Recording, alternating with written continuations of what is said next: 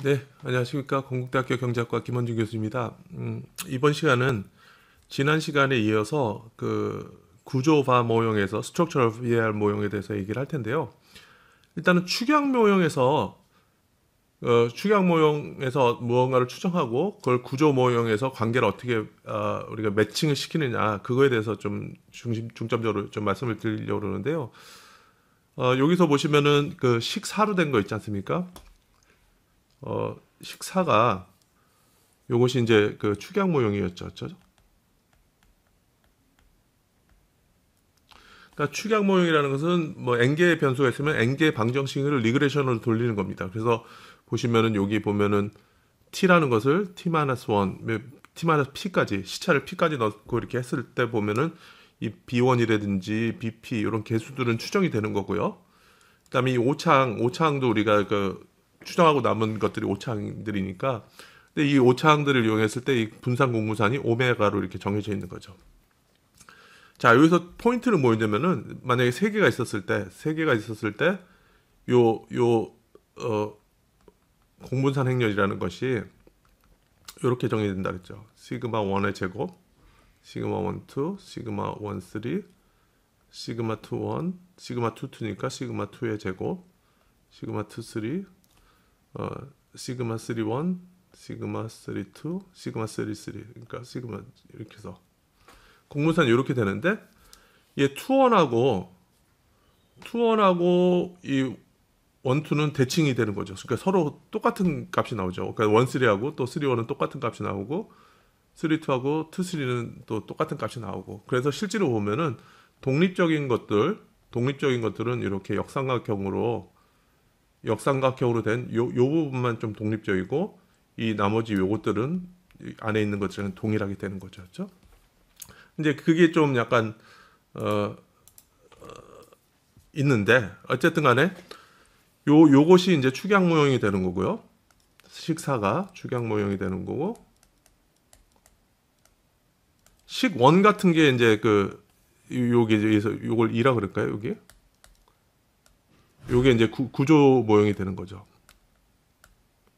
그러니까 우리가 말하는 스트럭처럴 바 이렇게 돼 있는데, 그러니까 스트럭처럴 바 정리해 드리면은 뭐냐면은 이 A0라는 것이 동시간에, 그러니까 t 시점에 있어서의 변수들 간의 관계를 좀 정의를 하고요. 그다음에 UT라는 것이, 이 오차항이라는 것이, 요것이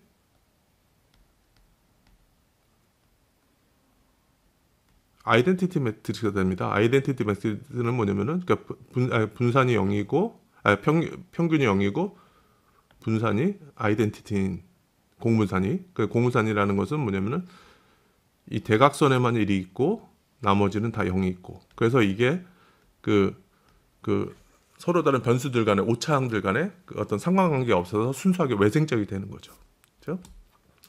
그래서 뭐 2번이라고 했던 이 구조화 모형하고 추격 모형 간의 관계를 우리가 살펴봐가지고 그 관계를 우리 도축을 하는 거죠. 그러니까 다시 말하자면 구조 모형은 우리가 직접 추정은 불가능하고요. 이 축약 모형 식사만 추정이 되는 거죠. 그래서 요 구조 모형을 좀 재정리를 해보면은 그냥 A0 인버스 역행렬을 왼쪽을 다 이렇게 곱해주는 거예요. 그렇죠. 그렇게 해버리면 바로 요거와 같이 나오겠죠. 그렇죠? 식3과 같이 나오겠죠. 그렇죠? 그래서 딱 보면은 일단은 이 축약 모형에서 오차항이랑 구조 모형에서 오차항에는 이런 관계가 성립을 하겠구나. 그렇죠? 이 동일한 거구나. 사실 이게 제일 중요합니다. 요 관계를 이용해서 우리가 A0 인버스, 그러니까 A0 역행렬을 우리가 계산을 하고, 그 분산을 이제 구조화 모형에서 분산을 우리가 계산을 요 A0 인버스 UT를 계산하는데, 요 계산하는 방법에 대해서 좀 얘기를 하겠습니다. 자, 일단 보세요. 하여튼 이 엡실론 t와 요 관계만 파악을 하면은 요 B1하고 구조화 모형에서 요거와의 관계도 파악을 할 수 있어요. 그렇죠? 왜냐면 B1이라는 것은 축약 모형에서 우리 개수값을 추정한 거고, 그다음에 A0 인버스를 안다 그러면은 A1 값도 알 수 있는 거고요. 그렇죠? 마찬가지로 요 BP라는 것도 우리가 축약 모형에서 리그레션에서 개수값, 추정한 개수값이 나오는데 그거 알고 있고, 그다음에 A0라는 것도 얘들 둘 간의 관계를 통해서 A0 인버스를 알면은 AP라는 거 구조 모형에서 개수도 이렇게 다 도출할 수 있는 거죠. 자, 그렇게 해서 우리가 지금 하려고 그러는데, 잠시만요. 그래서 관계가 이렇게 성립했다는 거고, 그다음에 우리가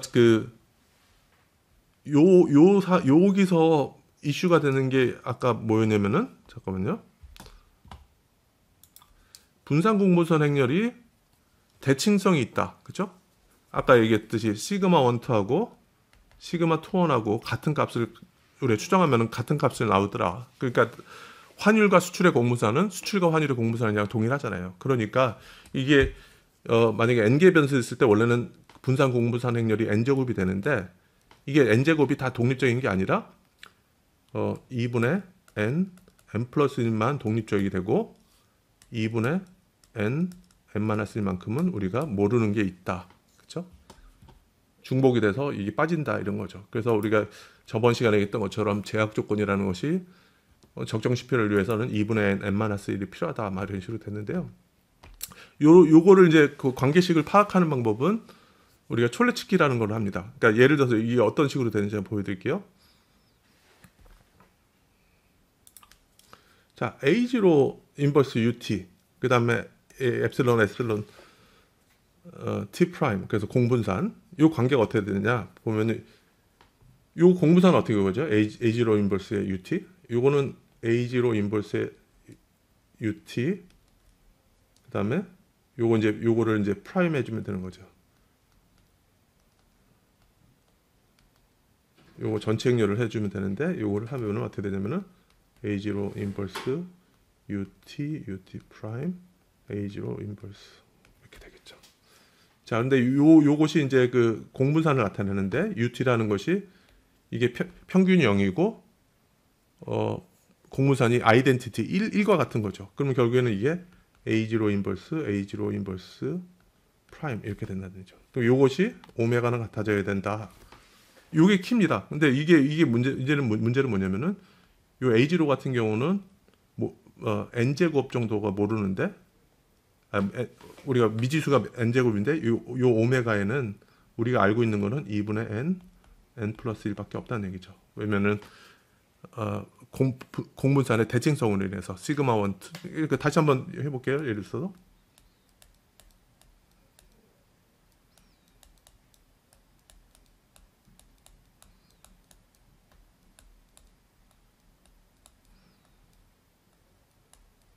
자, 여기서 우리가 공분산이 세 개 변수였을 때 공분산이 이렇게 나오는데, 이 독립적인 게 몇 개가 되죠?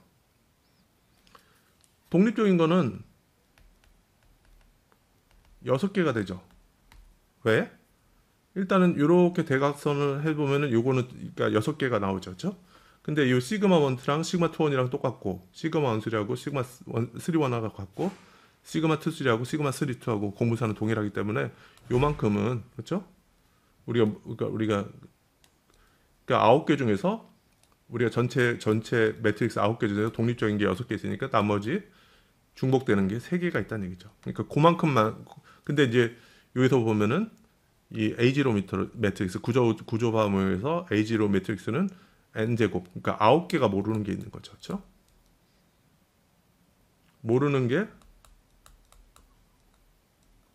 것이 9개가 있고, 그렇죠? 우리가 이제 추정을 해서 공분산에서는 우리가 알고 있는 것이 6개다. 그러면 3개만큼은 제약 조건을 해야 된다.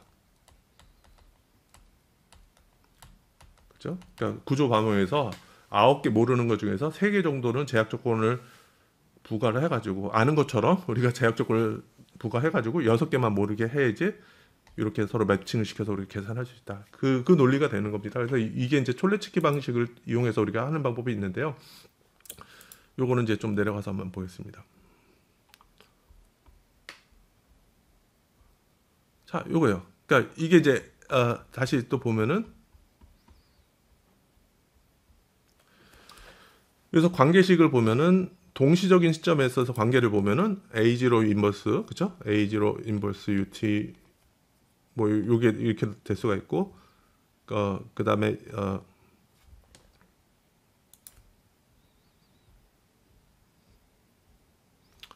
요거를 이제 그 무빙 에버리지 형태로 무빙 에버리지로 표현하면은 또 ZT는 뭐 요런 걸로 그러니까 무한합으로 구할 수도 있잖아요. 이런 식으로 표현해서 L이 0일 경우에는 이게 이제 D0 UT 이런 식으로도 표현할 수 있고요. 그래서 이게 A0 인버스 UT가 이렇게도 될 수 있고 요것이 엡실론 T랑 같다 이렇게 표현하는 거죠.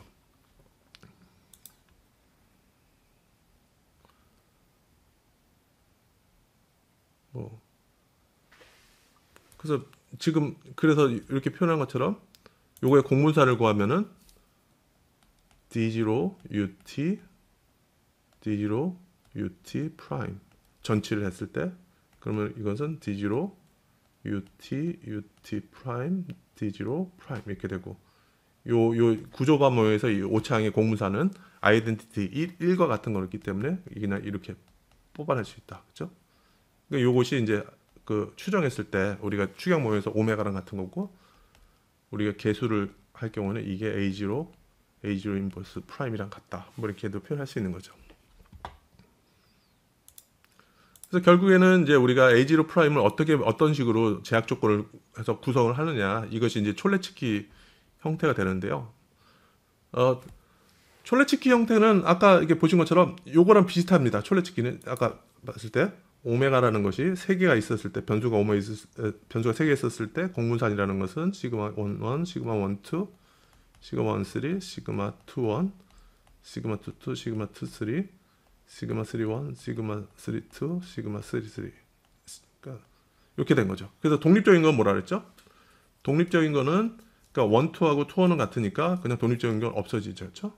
여기 없어지고 1, 3하고 또 3, 1은 같으니까 이것도 없어지고 그다음에 2, 3하고 3, 2가 같으니까 이런 것도 그냥 없다. 그래서 우리가 뭐 이런 식으로 독립적인 6개인 거니까 촐레츠키라는 것도 촐레츠키 디컴포지션이라는 것도 우리가 A0 매트릭스 요것도 그냥 이런 식으로만 만들어주는 거예요. 나머지 부분은 0이다 이렇게 가정을 하는 거고 또는 A0 매트릭스 A0 인버스 매트릭스가 D0랑 같았으니까 이것도 그냥 역삼각형으로 어떤 우리가 변수를 주고 그 나머지는 그냥 0으로 주는 이런 식으로 하는 것이 촐레츠키 디컴포지션이라고 합니다. 그래서 그렇게 하면 과연 우리가 독립적인 우리가 미지수를 파악할 수 있느냐? 요거는 연습을 통해서 해보면 됩니다. 자, 요걸 한번 해보죠. 그렇죠? 아까 이렇게 봤던 거 뭐냐면은 우리가 오메가라는 것이 이 오메가가 뭐냐면은 우리가 축약 모형에서 축약 모형이라는 것은 일반적으로 우리가 리그레션 돌려서 나온 거죠. 추정한 공분산 요거를 나타내는 거죠. 그러니까 지금 보면은 이렇게 A11, A2, A13, A21, A22, A23, A31, A32, A22 이렇게 되겠죠. 자, 그러면 보세요. 아까 얘기한 것처럼 공분산 같은 경우는 A12하고 A21은 또 똑같은 값을 갖게 돼요. 그러니까 예를 들어서 환율과 수출의 공분산은 수출과 환율의 공분산이랑 똑같잖아요. 그렇죠? 1,3는 또 3,1이랑 똑같고. 그러니까 이렇게 보시면은 순수하게 독립적인 거 개수만 따진다면 이렇게만 고유한 값을 우리가 알 수 있겠죠. 그러니까 그거와 마찬가지로 촐레츠키 같은 경우는 그러면은 독립적인 것만 이렇게 좀 표시를 하고, 그렇죠? 독립적이지 않은 부분은 0의 값을 우리가 제약 조건을 부과하자. 그러니까 우리가 원래는 9개를 모르지만은 3개는 아는 것처럼 제약 조건을 부과해서 아는 것처럼 이렇게 만드는 거죠. 그러면 이 관계를 우리가 파악할 수 있습니다. 이렇게 제약 조건을 하면은 왜? 다시 한번 축약 모형에서는 우리가 아는 거는 6개죠. 근데 구조 모형에서 우리가 모르는 게 9개인데 9개 중에 3개는 우리가 아는 것처럼 얘기하면은 여기서도 모르는 게 6개가 되는 거죠. 그렇죠? 그러니까 원래는 모르는 게 9개인데 3개는 제약 조건을 가해서 우리가 0이다. 아는 것처럼 얘기하면은 나머지 모르는 거 6개 남으니까 아는 거 6개 모르는 게 6개 이렇게 하면 우리가 뭐를 파악할 수 있다는 얘기죠. 자, 그래서 오메가라는 걸 어떻게 했냐면은 오메가는 A0 인버스, A0 인버스의 프라임 이렇게 되거나 또는 D0 프라임 전체한 거랑 똑같다고 이렇게 하면은 관계를 파악할 수 있는 거죠. 자, 요거는 뭐 이렇게 됐는데 예제를 한번 볼게요. 예제가 더 쉽죠. 예제 숫자가 딱 되면은 좀 더 이해가 하기 쉬운데요. 자, 한번 여기 오메가 한번 보세요. 오메가 한번 보면 상당히 대칭적이죠. 그렇죠? 요게 시그마 1 또는 시그마 1의 제곱, 그다음에 시그마 1 2, 시그마 1 3, 시그마 2 1 이렇게 되는 거죠. 그러니까 보면은 시그마 1 2하고 시그마 2 1은 같은 값을 갖게 돼 있고, 그렇죠? 시그마 1 3하고 시그마 3 1하고 또 같은 값을 갖게 돼 있고, 얘랑 같은 값을 갖고 이렇게 돼 있죠. 그렇죠? 자, 그렇게 보면은 우리 독립적인 게 몇 개죠? 고유한 값을 갖는 거는 6개죠. 오메가에서는. 그렇죠? 그러니까 6개고 3개는 고유하지 않으니까 촐레츠키 같은 경우는 이 디지로 매트릭스를 대각선 형태로 이걸 하삼각 행렬이라고 얘기해요. 그래서 하삼각형, 밑에 삼각형에는 무슨 값을 갖고 그 나머지는 0의 값을 갖는 거. 그렇죠? 이런 식으로 좀 해보면 되는 거죠. 그 다음에 이 오메가라는 것은 D0 프라임이랑 같다. 이렇게 하니까 요거 곱하기 D0 프라임을 여기다 곱하면 되는 거죠. D0 프라임은 어떻게 구하죠? 행렬을 바꾸는 거죠. 이 프라임이라는 것은 트랜스포즈의 약자로서 행과 열을 바꾸는 거니까 대각선에 있는 거는 그대로 남죠. 아이고.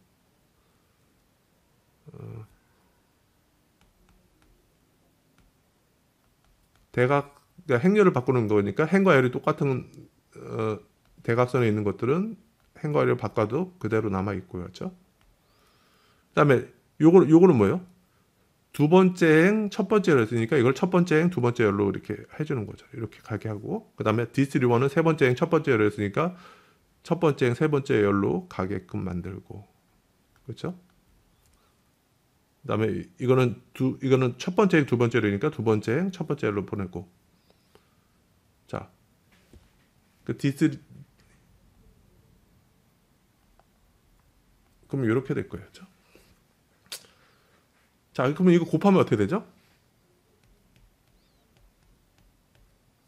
자, 요거는 여러분들이 한번 해보세요. 그러니까 위에랑 같은 식으로 된 거거든요. 그렇죠?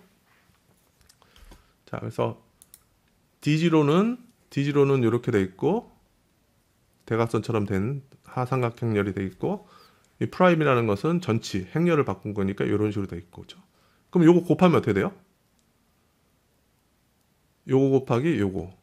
그러니까 처음에는 이제 D0 되는 거죠. 왜냐면은 원래는 이 앞에 거는 이런 식으로 곱하고 뒤에 거는 이런 식으로 이렇게 곱하는 거였죠. 근데 요 D1은 다음에는 00이 있으니까 00은 곱해봤자 다 0이 되니까 여기 남는 거는 D11 요거 하나 남죠. 그렇죠?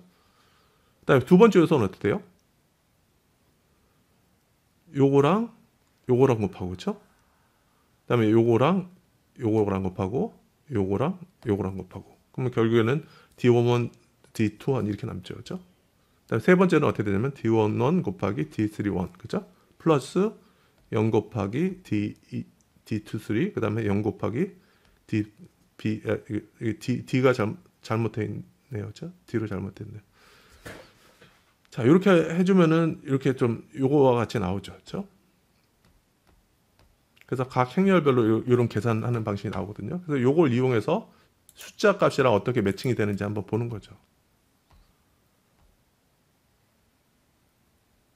그렇죠? 자, 한번 보세요. 여기 이렇게 나왔는데 요것이 4였고 요것이 10이었고 마이너스 16이었고 그다음에 요게 10이고 요게 37이고 이게 마이너스 43이고 그다음에 마이너스 16이고 마이너스 43이고 이게 98이다 이렇게 되는 거죠. 그렇죠? 자, 그러면 D11 제곱이 4면 어떻게 돼요? D11은 몇이죠? 왜냐면 이거 분산 공분산이거든요. 그러니까 D11은 첫 번째 변수에 대한 자체 분산이잖아요. 그러면 항상 양수여야 되잖아요. 분산이라는 것은. 그러면 이것은 2의 값을 갖는 거고, 그렇죠? 자, 그 다음에 그러면 요거는 어떻게 돼요? 요거는 D11 곱하기 D21이 10이라 그랬잖아요. 그렇죠? 근데 요게 D11 값이 2라고 돼 있잖아요. 그렇죠? 그러면 2 곱하기 D21은 12가 되니까 D21은 6이 되는 거죠. 그렇죠? 그 다음에 D11이 아까처럼 2가 돼 있고 여기 요거 값이 마이너스 16이라고 돼 있으니까 D31은 얼마나 되죠? D31은 2 곱하기 D31은 마이너스 16이니까 마이너스 8이 되는 거죠. 그렇죠? 자, 그러면 여기서 본 것처럼 일단은 요거는 2의 값을 갖고 요것은 6의 값을 갖고 요것은 마이너스 8이다. 그렇죠? 그럼 D22, D23, D33 같은 경우도 비슷하게 해보면 우리가 구할 수 있죠. D22 값은 어떻게 구할까요? 여기서 볼 수 있죠. 그렇죠? D21이 아까 뭐였냐면 D21이 6이었어요. 그렇죠? 그러면 D21의 제곱은 얼마죠? 36. 그렇죠? 근데 왼쪽이 37이니까 37 마이너스 36 이렇게 해보면 1 남죠. 그러면 여기 보면 D22라는 것이 1이구나. 그렇죠? 이것이 1이구나. 그렇죠? 그다음에 D23는 어디서 구하죠? 뭐 요 D21 구하고 요게 1이었고 그렇죠? 이게 1이었고 D31은 얼마였죠? 마이너스 8이었죠. 그렇죠? 이게 마이너스 8이었고 그다음에 D22는 아까 얼마였어요? 1이었죠. 그렇죠? 아, D21이 6이었네요. 그렇죠? 6이었고 D22는 1이었고 그렇죠?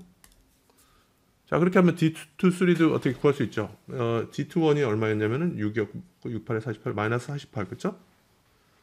마이너스 48 그러니까 마이너스 43은 마이너스 48 플러스 D22가 1이었으니까 D23 그러면 D23는 5가 되네요. 그렇죠? 5라는 게 나올 거죠. 자, 그러면 우리가 뭐 요거 D31 값은 얼마가 나오죠? 마이너스 8이었고 그렇죠? 그러니까 마이너스 8의 제곱 64 D23는 얼마였어요? 5의 제곱 그러니까 25 플러스 D33의 제곱은 이것이 얼마나 되면 98이어야 되는 거죠. 그렇죠? 그러면 어떻게 돼요? 이게 89죠. 그렇죠? 그러니까 D33의 제곱은 98에서 89, 그렇죠? 98에서 89를 빼니까 9가 되네요. 그럼 D33는 3이 되는 거예요. 3. 그렇죠? 여기 3. 그래서 우리가 보는 것처럼 D0라는 것이 2, 6, 마이너스 8, 0, 1, 5, 0, 0, 3 이렇게 뽑을 수 있는 거죠. 자, 한번 숫자가 좀 잘못됐을 수도 있을 것 같은데 그래도 뭐 다행히 이 숫자가 동일하게 나오네요. 그렇죠? 그러니까 이렇게 촐레츠키 디컴포지션이라는 것은 다시 말씀드리면은 그 원래는 미지의 수가 그래서 n개가 있으면 n 곱하기 n이잖아요. 그렇죠? n제곱이 있었는데 그 중에서 요만큼 그렇죠? 요만큼에 대해서는 자유로운 개수를 주고 나머지에 대해서는 0을 이렇게 부여하게 되면은 우리가 그 축약 모형에서 구했던 분산 공분산에서 독립적인 것과 동일하게 되는 거죠. 그렇게 해서 우리가 고유한 우리가 어떤 구조적인 바 모형을 추정을 할 수 있다는 겁니다. 그러니까 도출을 할 수 있다는 겁니다. 그래서 다시 한번 보면은 이 촐레츠키 디컴포지션이라는 게 모든 거 우리가 구조 바 모형을 도출하는데 기본이다. 그렇죠? 다시 한번 축약 모형에서는 개수를 다 추정할 수 있고 그다음에 분산 공분산을 이렇게 추정할 수 있는데 구조 모형에서는 우리가 A0 동시적인 관계도 모르고 그렇죠? 모르는데 요게 이제 키인데 모르는 게 변수가 n개면은 n의 제곱이 모르는 건데 그렇죠? 이게 더 모르는 개수가 근데 요 오메가라는 것은 우리가 아는 개수가 2분의 n 플러스 1이다. 그러니까 아까 봤을 때 변수가 3개였을 때 몇 개였죠? 6개는 독립적이었잖아요. 그러니까 3개였을 때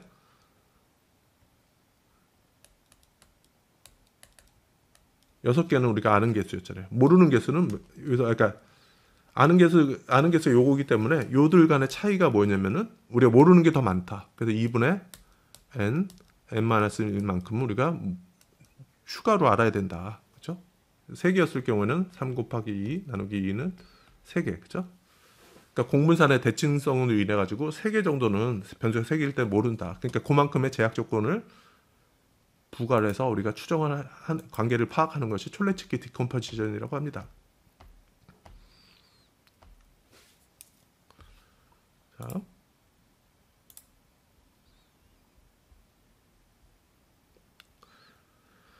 자, 그래서 촐레츠키 분해를 통한 제약 조건의 의미가 이게 이렇게 촐레츠키라는 게 아까 본 것처럼 촐레츠키 형태라는 것이 어떤 D0라든지 어떤 거 했을 때 이런 식으로는 어떤 우리가 모르는 값을 지정을 해주고 그 나머지는 0을 이렇게 준다는 얘기죠. 그렇죠?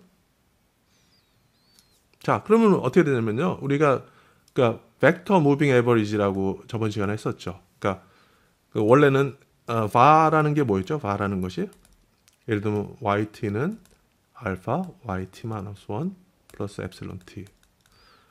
자기 회귀 모형이라는 것은 이거를 자신의 과거값으로 표현하는 게 자기 회귀 모형이었죠. 그렇죠? 근데 벡터 무빙 에버리지라고 벡터 이동 평균이라는 것은 뭐냐면 yt를 오차항의 무한합으로 그렇죠?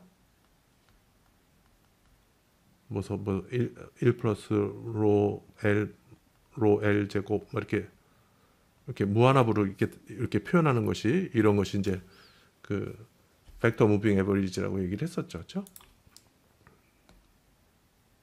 자, 그러면 이게 무엇을 의미하는지 좀 요걸 한번 수식으로 한번 보시죠. 이렇게. 그러니까 사실은 이런 것들이 다 하나의 숫자가 아니라 벡터로 되어 있는 거죠. 개수의 행렬로. 그렇죠? 자, 그러면은 이렇게 변수가 2개만 있다고 따져볼게요. 이게 생산하고 이게 물가예요. 그다음에 요 앞에 있는 그 개수 행렬은 이런 식으로 생겼을 거예요. 이런 식으로. 자, 이런 식으로. 자, 그러면 이거는 식으로 2개 식으로 한번 나눠 볼게요. 이거는 2개 방정식을 합친 거랑 똑같거든요.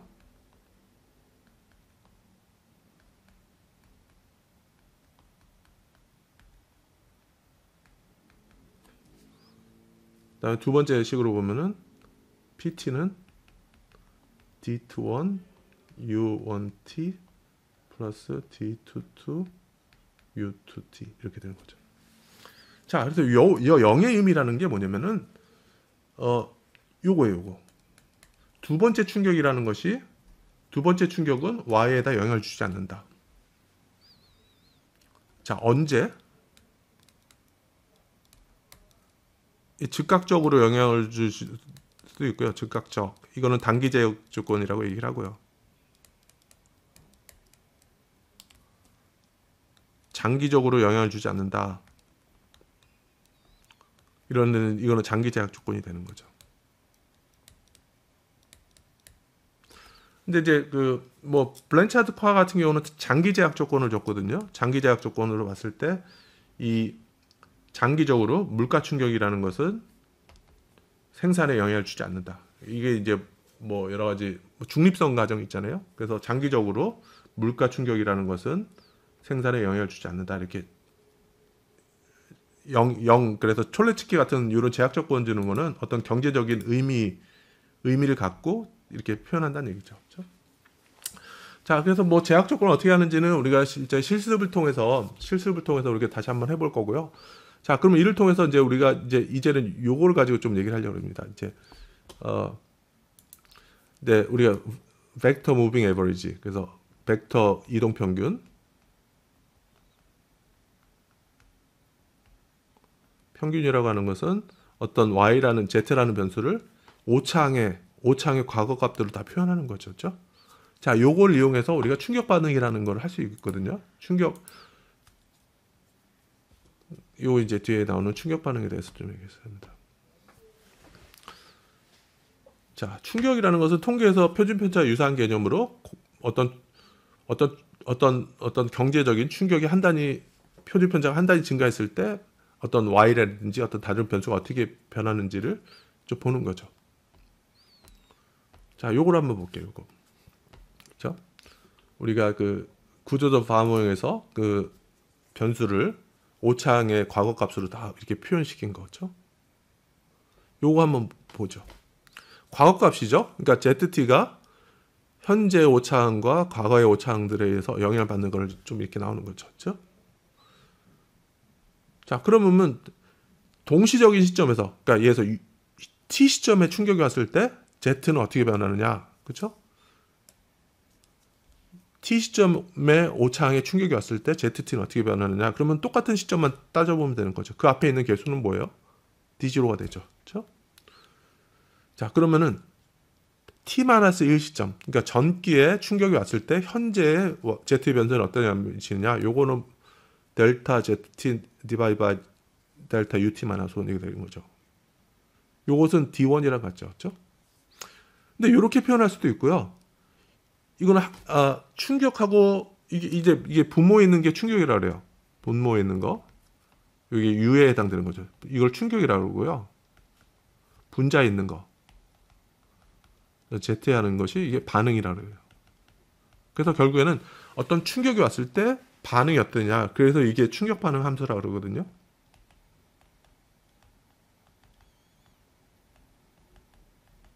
영어로 얘기하면 이제 impulse,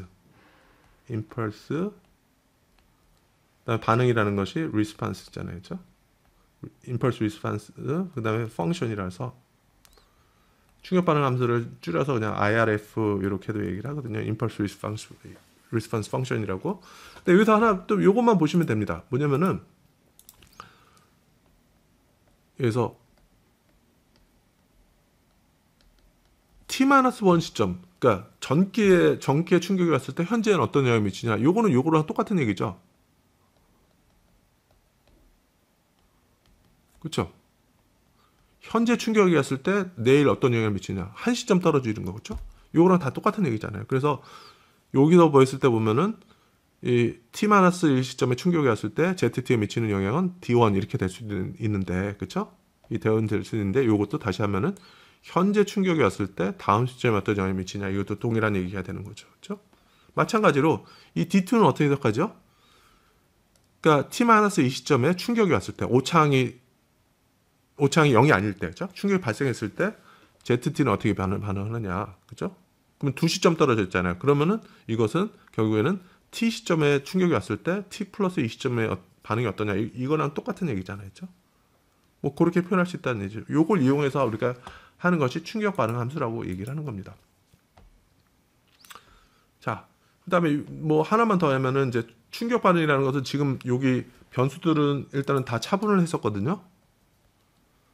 이 차분 변수였어요. 왜냐면 우리 처음에 가정했던 게 뭐냐면은 Z라는 변수가 있는데 그냥 수준에서는 단위근을 가지니까 단위근을 없애기 위해서 일단 1차 차분해가지고, 그러니까 1차 차분하면 안정적인 변수가 된다고 우리 가정을 했었고, 그래서 이제 그 차분 변수의 반응을 얘기를 했었거든요. 근데 누적 변수의 반응을 그러니까 이제 차분 변수가 아니라 수준 변수로 변환시켜서 누적 반응을 보는 거는 그냥 여기다가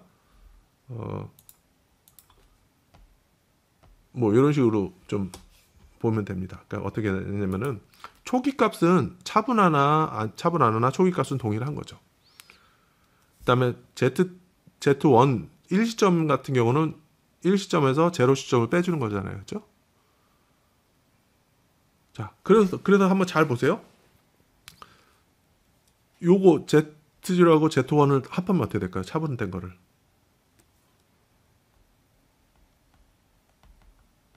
그렇죠? 그다음에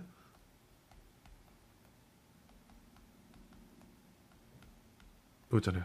더하면 어떻게 돼요? 더하면 오른쪽은 이렇게 됐죠. Z0 플러스 Z1 차분된 거. 그럼 오른쪽은 뭐가 남죠? Z1 없어져서 이것은 Z1이 되잖아요. 그렇죠? 그러니까 뭐냐면은 차분 변수를 이용해서 바 모형을 돌렸는데 수준 변수의 반응을 보고 싶으면은 이렇게 그냥 차분된 거에 충격 반응들을 그냥 계속 합치면 되는 거구나. 그죠? 그죠? 그래서 일반적으로 이렇게도 많이 합니다. 그래서 차분 변수로 발을 돌렸고 이게 수준의 반응을 보려고 그러면은 그냥 요거를 차분된 거를 다 누적시키면 된다. 그죠? 이렇게 되는 거죠. 자, 뭐 됐습니다. 그래서 충격 반응에 대해서 좀 얘기를 했었고요. 그다음에 이제 분산분해라는 걸 할 겁니다. 분산분해.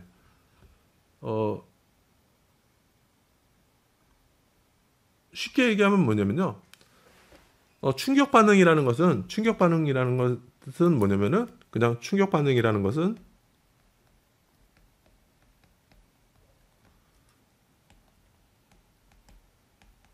충격 발생 시 반응이라는 것이 Z가 변하는 거죠. Z의 반응. 부호가 제일 중요할 수 있죠. 부호라는 게 시간에 따라서 이제 반응이 달라지죠. 왜냐면 즉각적으로는 그러니까 어떤 충격에서 즉각적으로는 D로 하고 좀 시간이 지남에 따라서 이렇게 D1, D2 이렇게 좀 반응들이 달라지거든요. 부호라는 게 있고, 그죠? 플러스냐 마이너스냐, 그다음에 정도라든지 이런 거를 충격 반응을 측정을 하고요. 분산분해라는 것은 상대적인 중요도를 나타냅니다. 그래서 분산분해도 상당히 같이 중요한 개념이거든요. 왜냐면은 제가 한번 예를 들어볼게요. 그래서 좀 내려가서 분산분해에서 좀 얘기를 할게요.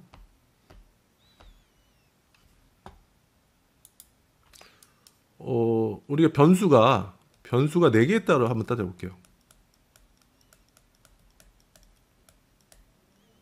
금리, 그다음에 수출, 환율. 뭐 이런 걸로 우리가 과모형을 우리가 구성한다고 따져볼게요. 근데 우리가 포커스가 환율에 있다고 한번 따져볼게요. 환율에. 자, GDP가 어떤 영향을 미칠까?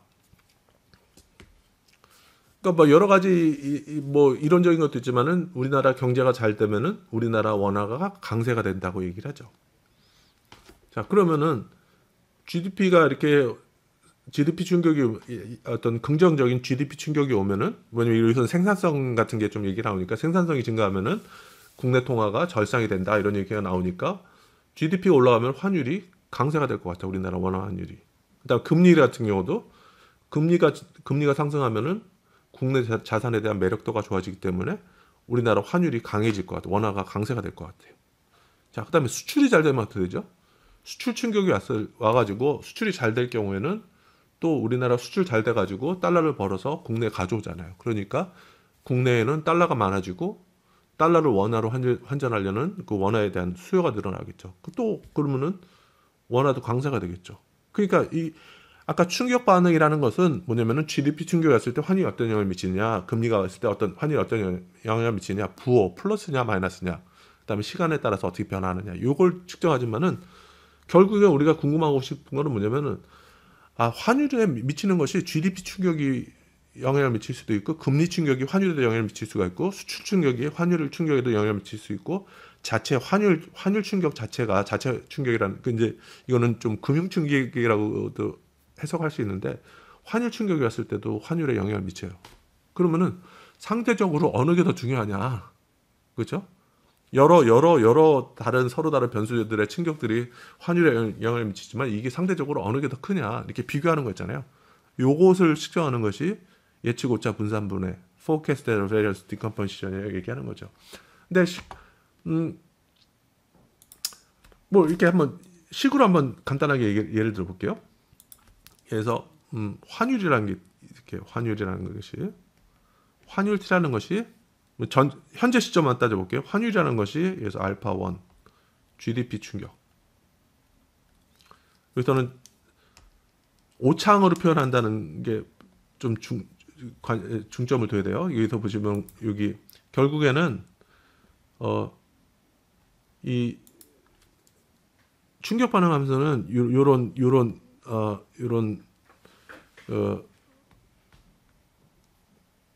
벡터 이동 평균, 그죠? 벡터 이동 평균 오차항으로 되는 요걸 가지고 할 거예요. 그렇죠? 자, 그랬을 때 보면은 현재 시점만 초점을 다루면은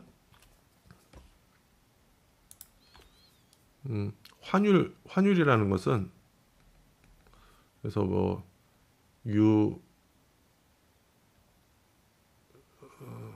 GDP 충격.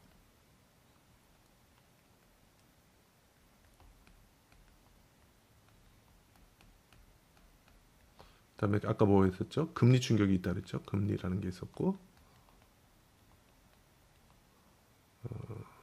수출 충격이 있었고 자체 환율 충격 이렇게 될 거예요. 그렇죠? 그러니까 요거를 이제 아까처럼 벡터 무빙 에버리지 그러니까 이 벡터 이동 평균 형태로 표현하면 환율이라는 것은 이 오차항들의 합으로 표현이 될 수가 있어요. 자, 그러니까 요렇게 1번이라고 된 건 요것은 충격 반응 함수예요. 그러니까 저는 지금 초점을 현재 시점으로 현재 동시적으로 어떤 영향을 미치냐 요것만 봤었는데 이제 아까도 본 것처럼 이제 과거 값으로 다 표현할 수도 있죠. 그렇죠? 충격 반응 함수는 이렇게 그냥 표현한 게 충격 반응 함수고요. 분산분해는 뭐냐면요. 요 1을 제곱해요. 자, 1을 제곱해요. 그러면은 요렇게 제곱을 하겠죠. 그렇죠? 제곱을 한 다음에 요거를 제곱한 거를 이제 그러니까 제곱해서 더해요. 그러니까 이런 것들을 제곱해서 더해요. 그렇죠? 제곱합을 구해요. 그렇죠? 제곱합을 구해서 각각으로 요걸 나눠줘요.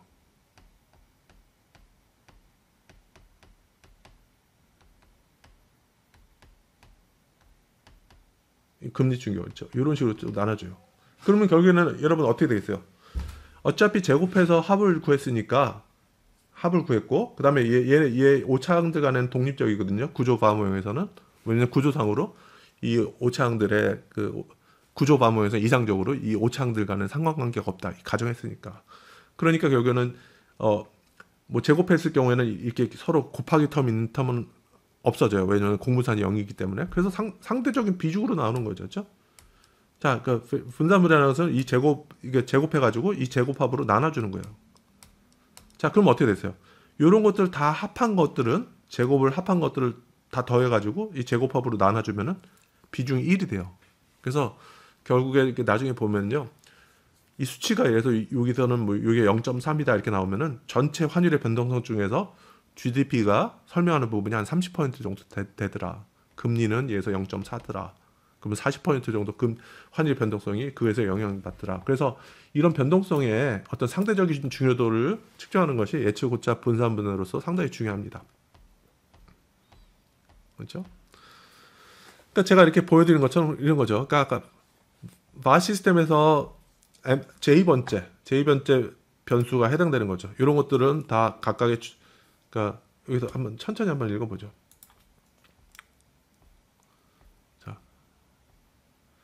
자, 예측오차 분석은 위에서 살펴본 충격 반응 함수 분석과 더불어서 바 모형에서 중요하게 고려되는 분석 방법이다. 그렇죠?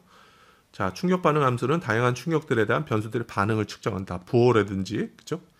근데 분산분해는 제가 앞서 설명드린 것처럼 다양한 충격들이 변수들에 미치는 상대적인 중요도를 측정한다. 그래서 다양한 충격들이 환율에 영향을 주는데 그래서 결국에는 뭐가 중요한데 뭐가 아주 중요한 결정 요인인데 이거에 대한 답을 해주는 게 분산분해가 되는 거죠. 그렇죠?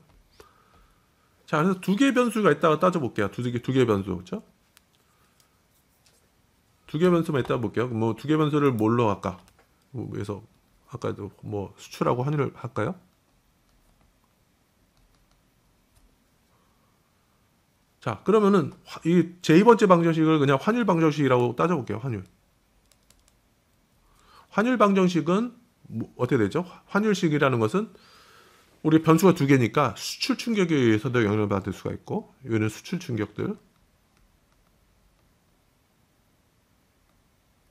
근데 이제 i가 0부터니까 현재 시점의 수출 충격이 영향을 줄 수도 있고 과거의 수출 충격들이 현재에 이렇게 미칠 수도 있으니까 이제 과거 값으로 다 표현시키는 거죠. 그렇죠?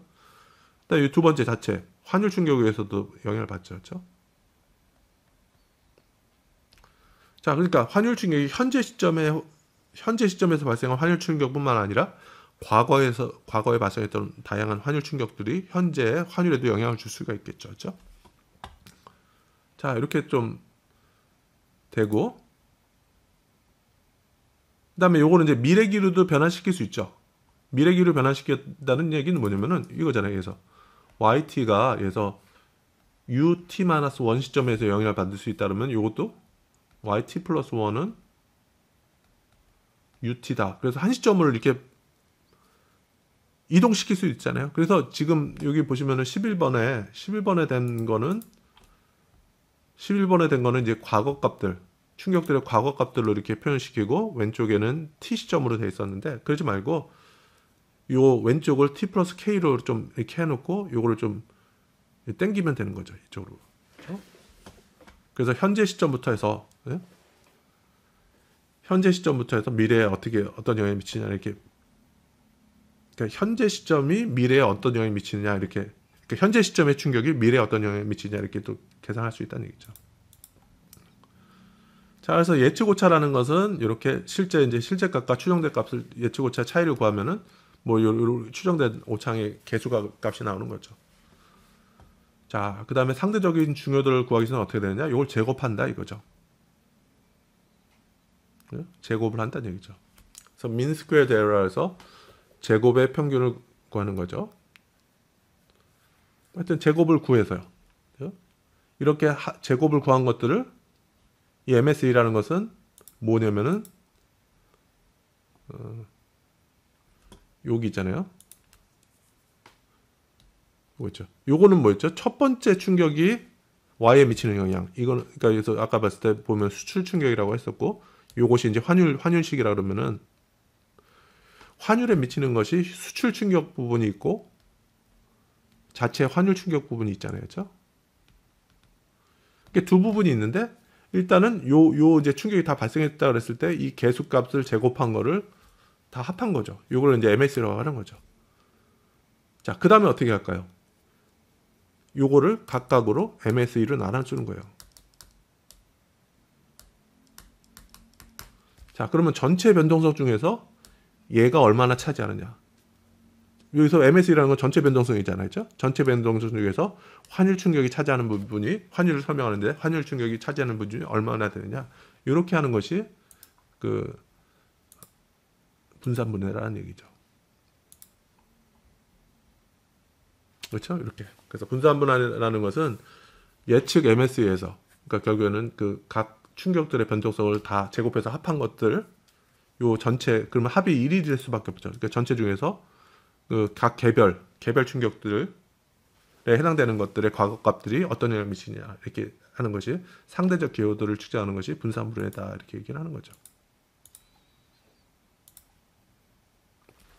자, 그래서 분산분해 그러니까 충격 반응하고 분산분해는 반복했을 때 기본적으로 우리가 수행해야 되는 것들이고요. 역사적 분해라는 것은 좀 이렇게 표현하면 되죠. 역사적 분해라는 것은 아까 여기 본 것처럼 이거를 그냥 과거값을 표현한 거죠. 그렇죠? i가 0면은 t 시점이 되는 거고 i가 1이 되면은 ut-1 이렇게 해서 t-1 시점. 그렇죠?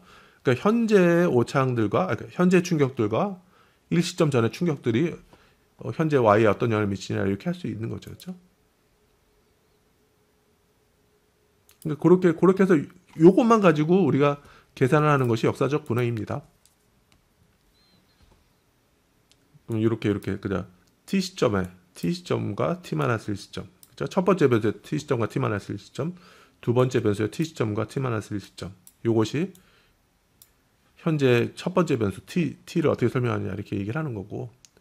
그러니까 우리가 이렇게 과거 1시점까지만 고려할 경우에는 그다음에 두 번째 변수라는 것도 첫 번째 충격의 동시적인 시점, 그다음에 1시점 전의 것들이 어떤 영향을 미치느냐, 그다음에 두 번째 변수의 충격이 현재 충격이 미치는 영향과 1점 전역에 어떤 영향을 미치냐 이렇게 좀 나눠서 이렇게 우리가 계산을 할 수 있다는 얘기죠. 그렇죠?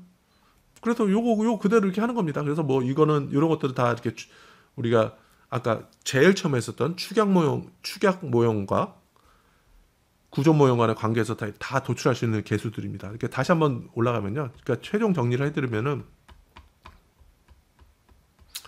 그러니까 구조바 모형이 무엇이냐?